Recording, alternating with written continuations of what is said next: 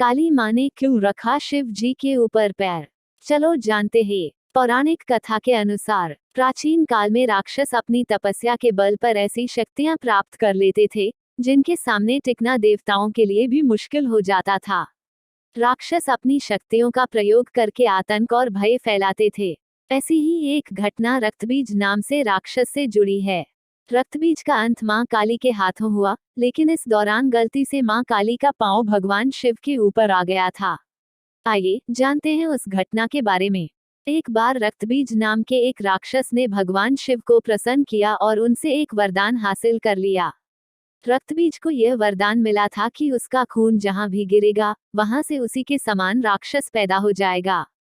रक्तबीज को अपने इस गुण पर बहुत अभिमान था, इसलिए उसने अपनी शक्तियों का गलत इस्तेमाल करना शुरू कर दिया। घमंड में चूर रक्तबीज ने देवताओं को युद्ध के लिए ललकारा। देवता रक्तबीज से लड़ने के लिए आ गए, लेकिन जहां भी रक्तबीज का रक्त गिरता वहां से एक और रक्तबीज पैदा हो जाता।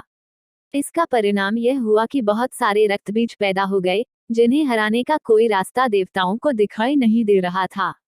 घबराकर सभी देवता मां दुर्गा के पास पहुंचे और अपने प्राणों की भीख मांगने लगे। मां दुर्गा ने रक्तबीज के वध के लिए काली का रूप धारण कर लिया। रक्तबीज को देखकर मां काली क्रोध से भर उठी और अपनी जीभ को इतना फैला लिया कि सारे रक्तबीज उसमें समा गए। अब जहां भी रक्तबीज का रक्त गिरता मां काली उसे पी जाती। रक्तबीज को समाप्त करते हुए मां इतनी क्रोधित हो गईं कि उनको शांत करना मुश्किल हो गया।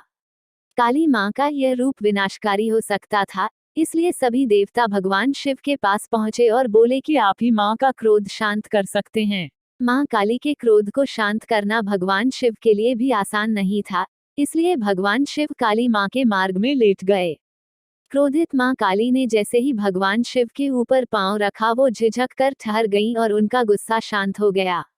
इस तरह भगवान शिव ने देवताओं की मदद की और मां काली के गुस्से को शांत किया, जो सृष्टि के लिए भयानक हो सकता था।